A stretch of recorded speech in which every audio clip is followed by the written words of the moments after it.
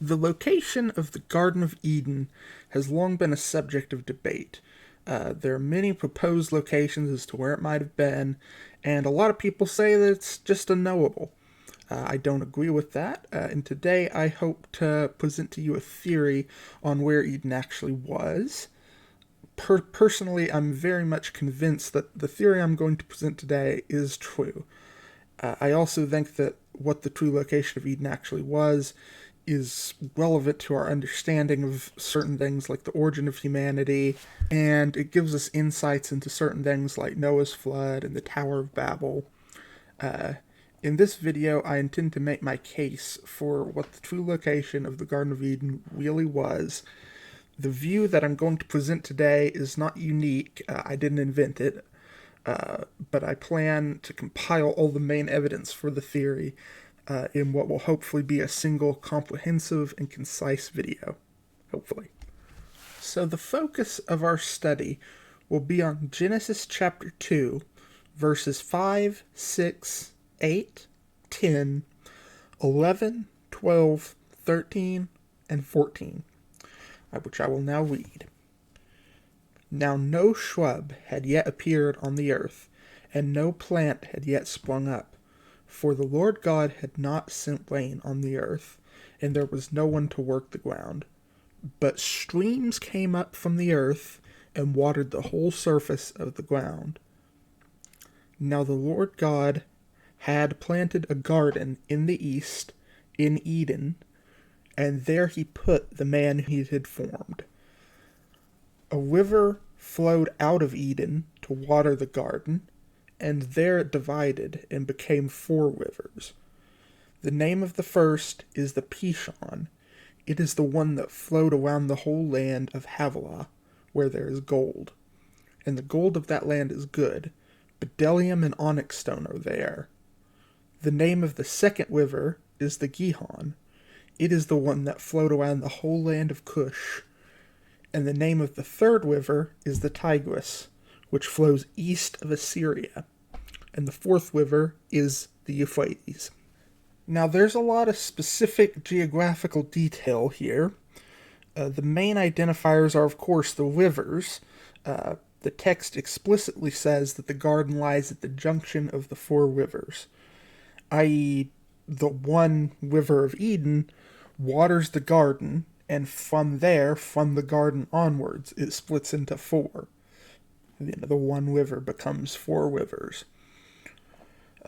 But before we get into the geographical details surrounding the 4 rivers themselves, I just want to make sure something else is clear. This is that the text makes a clear distinction between Eden, or the land of Eden, and the garden, or the Garden of Eden. The garden itself is a small portion of the overall land of Eden, which seems to be a much larger geographical region, or at least somewhat larger.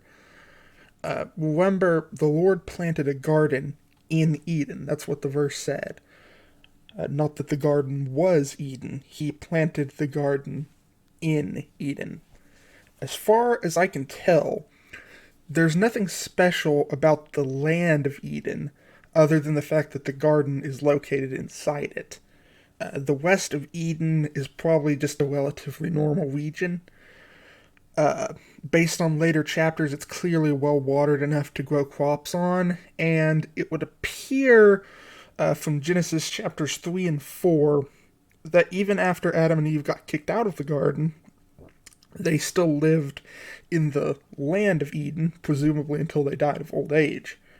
So, they were just kicked out of the garden, they weren't kicked out of the land. The land doesn't seem to be particularly special. Okay, so now for the rivers. It's interesting that 2 of the 4 rivers, the Pishon and the Gihon, no idea if that's how you're supposed to pronounce them, are not mentioned anywhere else in the Bible. Pishon and Gihon, they're nowhere else. They're not mentioned a single verse anywhere else. You can look that up. Those are the only places where they are. The Tigris and the Euphrates, on the other hand, they're all over the place, especially the Euphrates.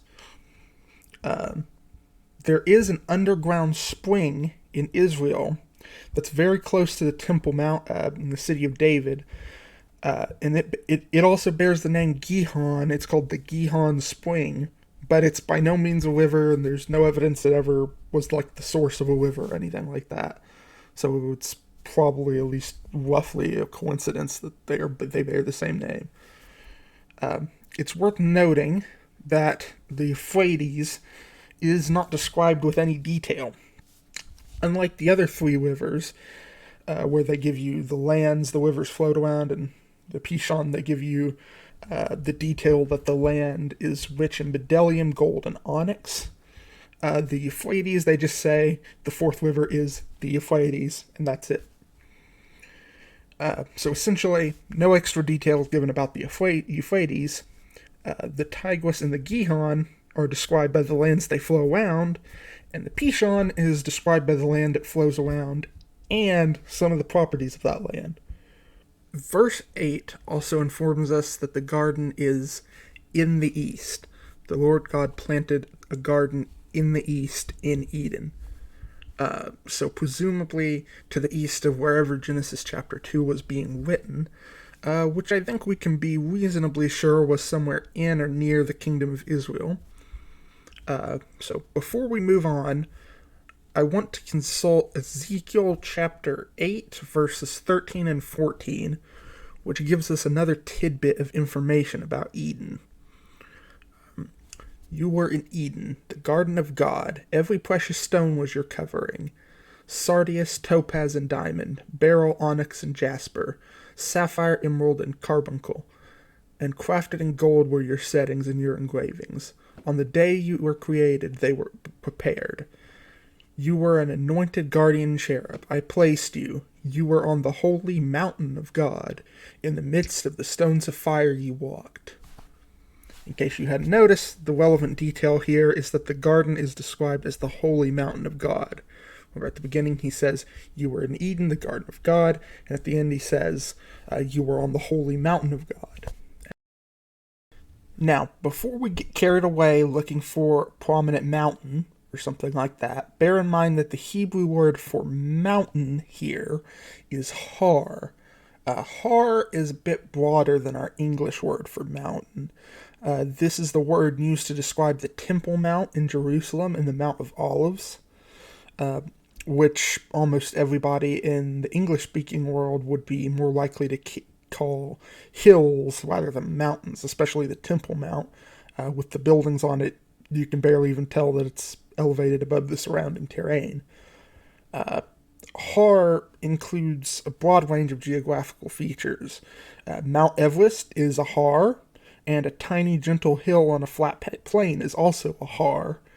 It's a very broad term, just any elevated lump, mound, peak of terrain, natural terrain. It might even possibly refer to unnatural mounds like a big heap of dirt where you've been digging. So this phrase is not necessarily implying that the garden was on what we would consider a mountain. It doesn't mean the garden was on top of some big peak, some big snow-capped peak. But it would seem to imply that the garden was at least somewhat elevated above the surrounding terrain. This also gives us an idea of the scale of the garden itself, indicating that it was somewhere in the size range of a small hill to a large mountain. Whether a mountain or hill, we can be sure this wasn't the size of a country or a province. This was a small, specific location, probably city-sized at the absolute maximum. Again, talking about the garden, not the land of Eden. Much like the Temple Mount. There's quite a lot of parallels between the two. So, what specific geographical facts have we learned about the land and the Garden of Eden so far? Number 1, the Garden of Eden is a small place within the larger land of Eden. Number 2, a river flows throughout the land of Eden and helps water the garden. Number 3, the land of Eden is also watered by an underground source, probably aquifers, the streams refer to. Number 4, the garden itself is on a hill or a mountain. One of the two somewhere in between. Number 5, the land and Garden of Eden is probably somewhere east of the Levant. That's the region in Israel and the surrounding area. Number 6, the Garden of Eden is near the junction of 4 other rivers into or out of the single River of Eden. Number 7, one of those rivers is the Euphrates. Number 8, one of the rivers is the Tigris, and that river flows east of the land of Assyria. Number 9, one of the rivers is called the Pishon and flows around the land of Havilah, which apparently is known for its gold, bdellium, and onyx stone. And lastly, number 10, one of the rivers is called the Gihon and flows around the land of Kush. That's quite a lot of detail, isn't it? That's a lot more than you might expect from people saying that there's no way to know where the garden was or where the land was. You know, why would the text include all these geographical details if it wasn't a place with geography that could be known? But it is a little bit trickier than it might seem at first given all that information. Now, 2 of the 4 rivers are called the Tiguas and Euphrates, which are 2 well-known rivers of Mesopotamia, which is in modern-day Iraq. The Tigris does indeed flow east of Assyria, so that tells us that we're on the right track, you know, if the names, which are, again, well-known, didn't give it away enough already. And this, of course, radically narrows down the position of Eden, seeing as the garden sits at the junction of 4 rivers, and the Tigris and Euphrates rivers only meet in 2 spots. One near their source in the mountains of Turkey and Armenia, and another one at their confluence in southern Iraq, very near the northern shore of the Persian Gulf. To determine which of these two places is where Eden was, we'll need to identify what the other 2 rivers were. But these rivers, they're a little bit more problematic. No rivers by those names are found anywhere else in the Bible or in contemporary Near Eastern literature. So we'll have to use the lands they float around to figure out their location. Okay, so we'll start with the Pishon, which flowed around the land of Havilah. Although it has not yet been excavated archaeologically, as in we haven't found it yet, most scholars agree that Havilah was in northwest or central Arabia. Some say southern Arabia too, as other Bible verses that mention Havilah place it in the vicinity of this region.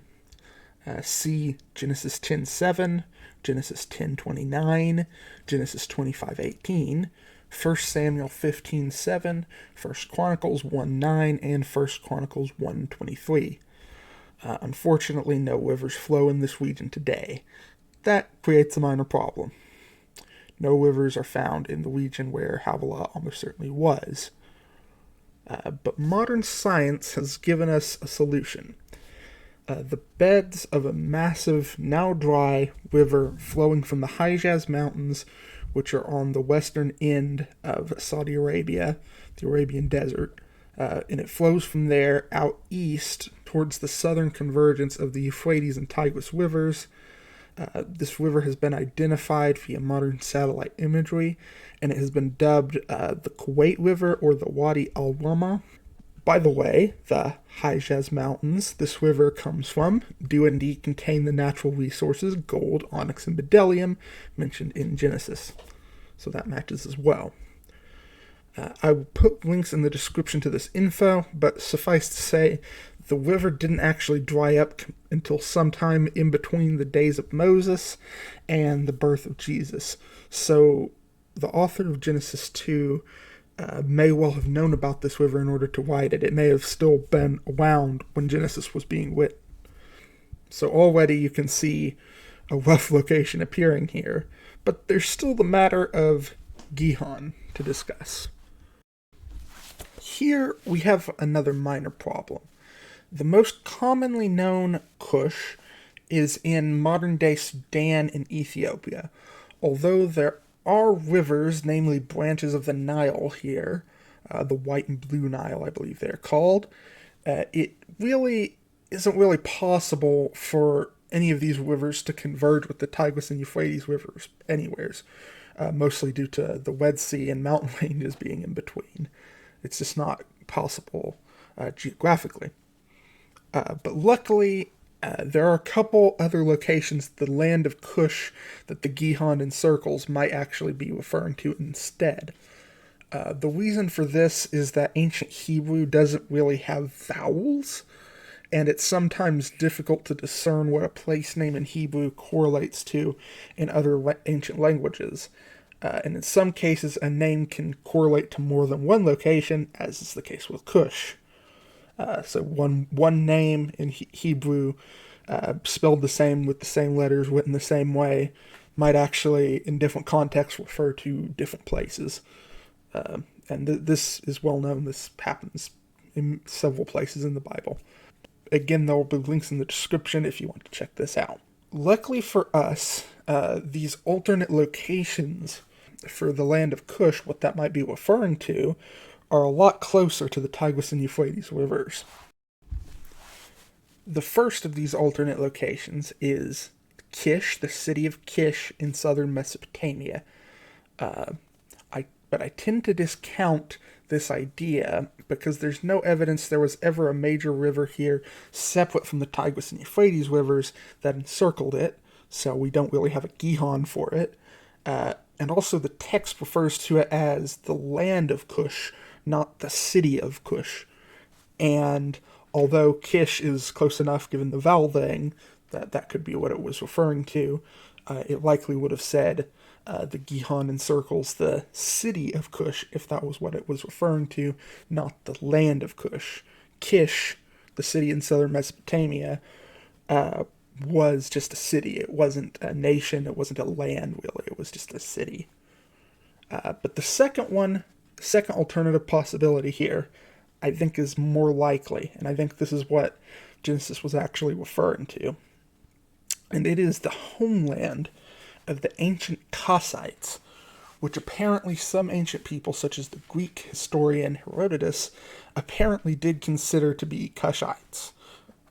And although it admittedly doesn't really sound like it in the way we speak today, apparently it is grammatically possible for the land of Cush in Genesis 2 to actually be the land of Kos, i.e. the land of the Kassites.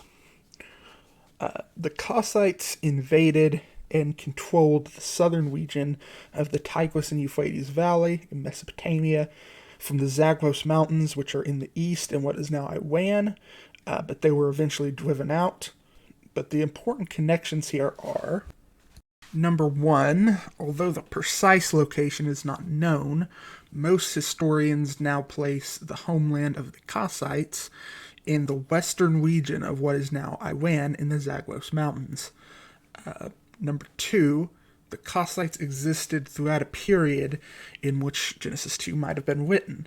The Kassites were around from about 1600 to 1150 BC, and that would overlap with other peoples and nations mentioned in the Genesis story, such as Assyria and Urartu.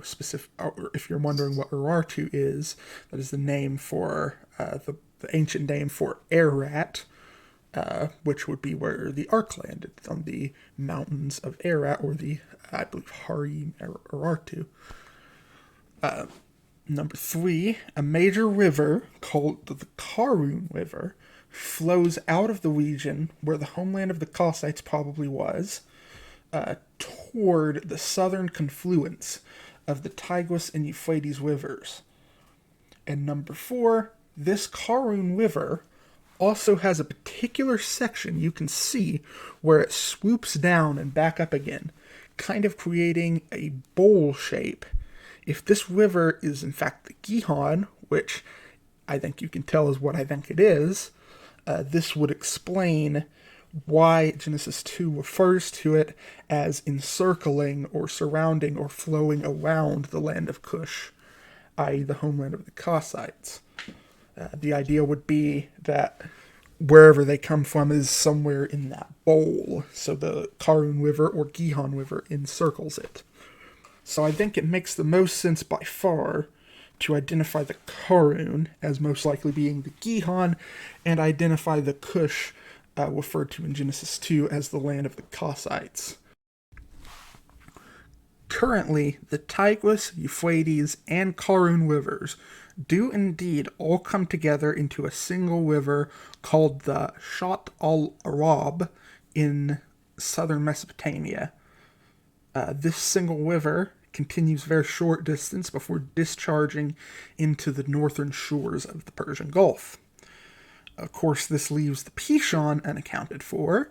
It certainly comes very close to the other three rivers, but it discharges into the Persian Gulf without ever actually joining them. We also have the issue of the Shat al-Arab itself, which recent studies indicate actually formed only recently, probably after the time of Christ, let alone the writer of Genesis. And not that long ago, historically speaking, the Tigris and Euphrates actually discharged into the northern Persian Gulf separately. In other words, during biblical times, during the times where Genesis was written, all four of these rivers would simply empty into the northern part of the Persian Gulf separately, so they wouldn't come together and give us a single river of Eden. So how do we solve this? Well, to do that, we need a bit of help from archaeology. This is going to be a bit of a rabbit trail, so bear with me here. As myself and others have pointed out before, evidence of recognizable human behavior, such as art, jewelry, musical instruments, compound tools, spirituality, and the like, all appears explosively in the archaeological record across the Eastern Hemisphere roughly 50,000 years ago. This pattern is observed in Africa, Asia, Europe, the Middle East, and even Australia. There are only a small handful of contentious examples of this kind of human behavior dating back older than 50,000 years ago, but younger than 50,000 years ago. Undisputable examples of art, jewelry, compound tools, and the like are all over the place. Some anthropologists call this period the Great Leap Forward, or the Upper Paleolithic Revolution, the explosive emergence of recognizable human behavior around 50,000 years ago. What exactly this means for the nature of the origin of humanity and the biblical worldview is a topic for another time. But suffice to say, I think the explosive emergence of modern human behavior observed by archaeologists 50,000 years ago is the result of real humans, the descendants of Adam, coming onto the scene and migrating around the Eastern Hemisphere. But what about the archaeological record and fossil evidence before 50,000 years ago? Before the Upper Paleolithic Revolution? What about that, you might ask? I believe that creatures such as Homo erectus, Floresiensis, Australopithecus, Sahelanthropus, the Habilines and that like, that lived before this time were not human beings. They were not people. They were real creatures, but they were not human beings. They were not people. They were not descended from Adam. That is why, again, in my opinion, there's such a contrast between the archaeological record dating back older than 50,000 years ago and the record of things younger than that. There's a sharp transition in the archaeological record at that point, and that's what the Upper Paleolithic Revolution is. And in my opinion, I think that is reflecting of the real humans, the descendants of Adam, migrating around the Eastern Hemisphere and spreading out, multiplying, and filling the earth. In light of this, I would say that Adam and Eve probably lived sometime in the range of 50,000 to 100,000 years ago. Maybe 110 or 120,000 years ago if you push it. But that's a topic for another day. Regardless, this would mean Adam and Eve lived sometime during the last glacial period, popularly known as the Ice Age. So why does that matter? Well, with sea levels more than 30 meters lower than today, sometimes as low as 120 meters below current sea level, the Persian Gulf would likely be greatly reduced in extent, if not completely above sea level. Seeing as the depth of the basin itself is quite shallow, a large portion of the basin would be dry land with even as little as a 30-meter decrease in sea level. This means that the Tigris, Euphrates, Karun, and Kuwait rivers would all converge in the northern section of what is now the Persian Gulf Basin, forming another river that extended southwards. It follows that during the time Adam and Eve probably lived, the Tigris, Euphrates, a river definitely fitting the description of the Pishon, and one plausibly fitting the description of the Gihon, all came together into one river on dry land. Fits pretty well, don't you think? The map you see on your screen is my own impression of the Middle East during the last ice age. Bear in mind, the exact layout is highly speculative, because I used several more scholarly reconstructions as a reference point, and the exact details in those reconstructions often disagreed. They agreed on the basics, but not the details. And that's because those details are difficult to know simply from extrapolating from modern-day geography and historical data. So essentially, we don't know the exact details.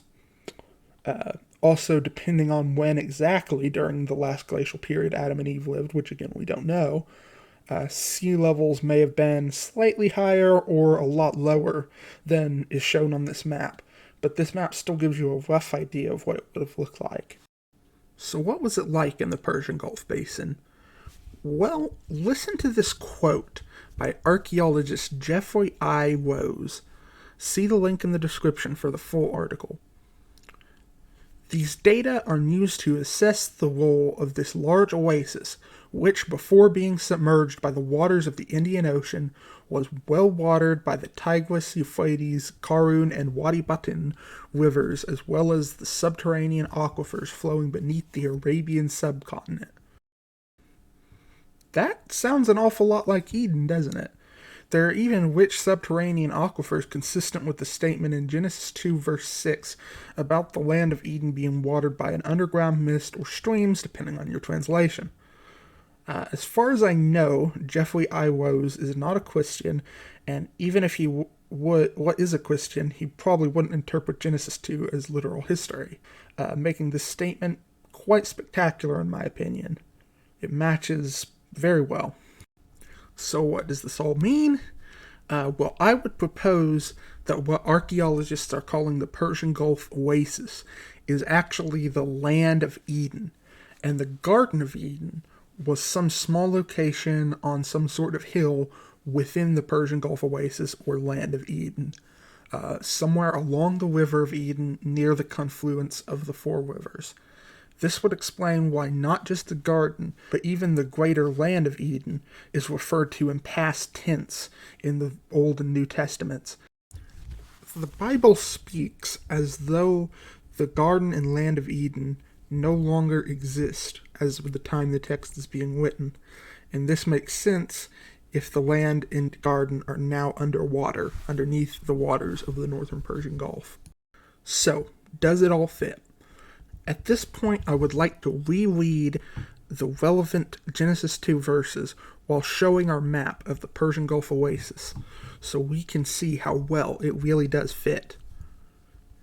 Now the Lord God had planted a garden in the east, in Eden, and there he put the man he had formed. A river flowed out of Eden to water the garden, and there it divided and became four rivers. The name of the first is the Pishon. It is the one that flowed around the whole land of Havilah, where there is gold. And the gold of that land is good. Bdellium and onyx stone are there. The name of the second river is the Gihon. It is the one that flowed around the whole land of Kush. And the name of the third river is the Tigris, which flows east of Assyria. The fourth river is the Euphrates. Well, that looks good to me. So now, in this section of the video, I will address 3 objections I have heard to this theory on Eden. The first objection is that of Noah's flood, and this, I imagine, will be by far the most common objection to this theory. Some argue that these rivers can't be found today, and this whole endeavor of looking for the Garden of Eden is just pointless, because they believe that Noah's flood allegedly rearranged the geography of the earth. There are a number of problems with this idea The most simple being that nothing in the Bible actually says that Noah's flood rearranged the geography of the earth. I don't want to get too far into the nature of Noah's flood in this video, but I definitely plan to make a future video on the nature of Noah's flood. But for today, I will simply state that two of the rivers, the Tiguas and Euphrates, are well-known rivers in the ancient Near East, and the exact words for them are used many other times in the Old Testament after the flood to describe these rivers as they were after the flood of Noah.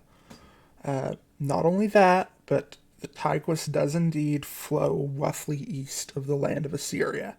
So in order to get around that, you have to make up what is honestly a very contrived story about places after Noah's flood being named for places before the flood. Thus, in their way of thinking, it would be a different Euphrates River, a different Tigris River that just so happens to also flow east of a different Assyria, and a different Havilah, and a different Kush. Yeah. All that said, the biggest problem for the view that these verses are describing a radically different geography from that we know today is that it requires that the author of Genesis chapter 2 is not actually describing the geography he knew from the time he was writing the text, but he also wasn't describing the geography at the time the story took place either. Let me explain. See, the text mentions specific lands, Havilah, Assyria, and Cush. But those places couldn't have existed when the Genesis 2 story takes place. If you recall, there was only one human on Earth at the time, and he was just created. So there were no nations. There was no nation of Havilah. There was no land of Havilah, no Assyria, no Cush, regardless of what Cush we're talking about.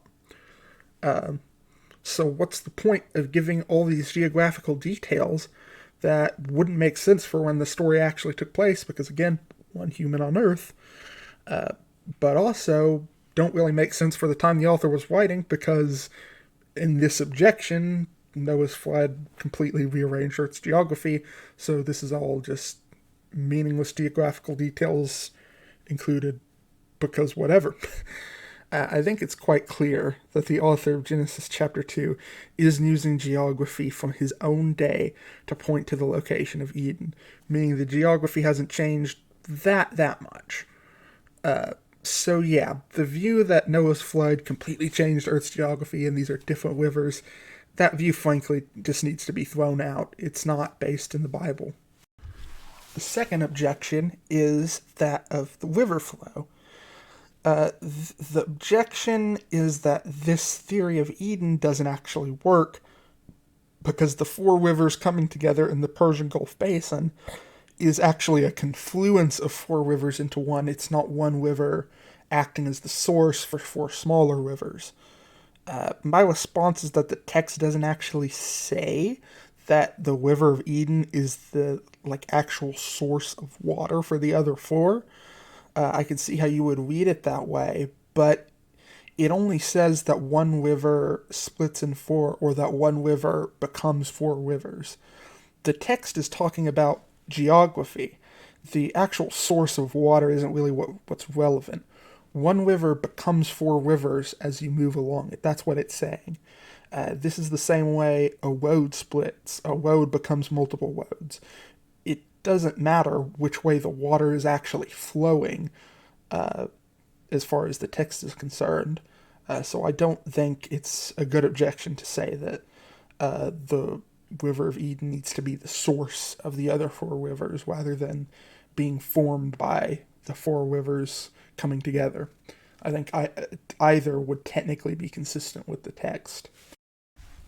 And the third and final objection to this theory on the location of Eden is a less common objection, but one I still figured I should address in this video. Some people might be troubled by the idea that Adam and Eve lived during a glacial period, again popularly known as the Ice Age, with lower sea levels. Of course, the lower sea levels are necessary to make this theory work, because that's the only way you can have those four rivers coming together into one. After all, wasn't the garden supposed to be some sort of tropical paradise? I mean, the text says, every kind of tree came up, all sorts of fruit, all sorts of animals. But the answer to this is actually quite simple. Although the average temperature during the last glacial period, colloquially known as the Ice Age, the temperature was much colder, but places around the equator were still very warm and tropical, very similar to how they are today, just with lower sea levels. And that includes northern Africa and the Middle East. Things were colder at the poles. There was more ice at the poles, and all the seawater trapped in ice is what made the sea levels lower. But the whole Earth wasn't a snowy ice place. It was just a bit colder on average. Thanks for watching, everybody. I put a lot of work into this video. It was a lot more tricky than I expected to do this. And I think this is a topic that really doesn't get as much discussion as it should. And when it is, it's not the right kind of discussion. But I think it's pretty important if we want to understand the Bible's account of what happened in the earliest days of humans. And if we're to understand how that correlates to the archaeological record of the origin of humanity.